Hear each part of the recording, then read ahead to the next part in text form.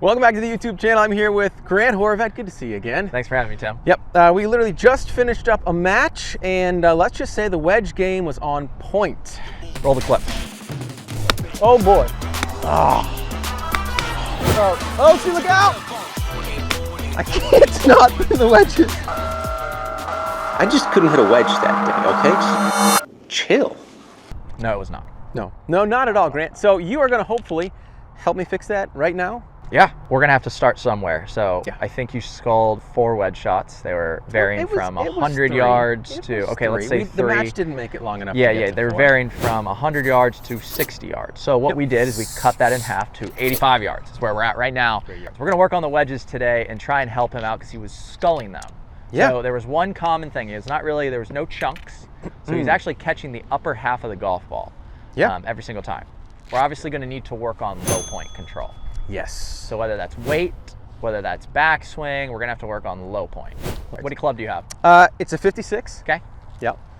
So that's definitely not going to be full. No. Okay, so you can hit wedges. See, I told you, Grant. Yeah, that was awesome. So how do we do this lesson now? I don't know. This is what I was afraid of with the lesson. All right, let's do it again.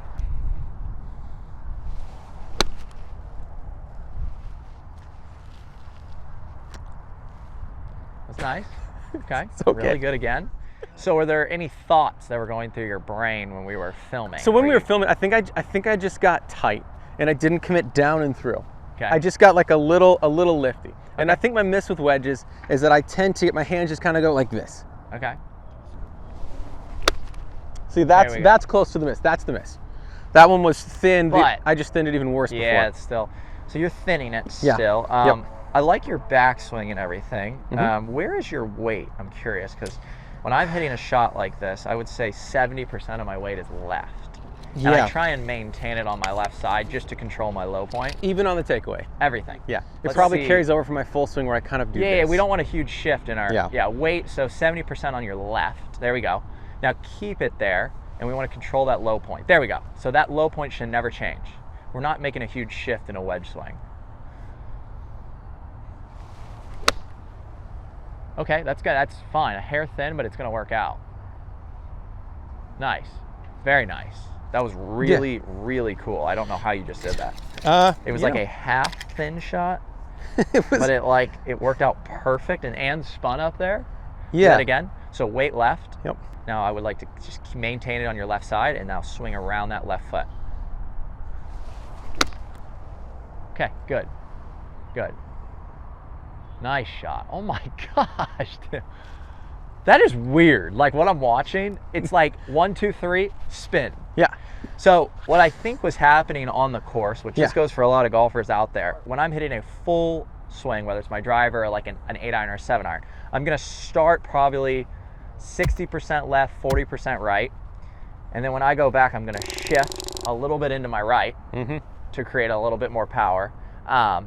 And then from here, I'm going to transition into my left and follow through in a balanced position. Now on a wedge, if we keep our weight left throughout this golf shot, so I can literally just keep 70% of my weight here, turn around that, and I'm gonna bottom out at the same point every time. And I like it to change on your driver and your 8-irons and your 7s. I'm not saying I want you to keep your weight left on a 7-iron, but on a wedge, it works out really nice where you can just maintain your weight on your left side, pivot around that, and there it is.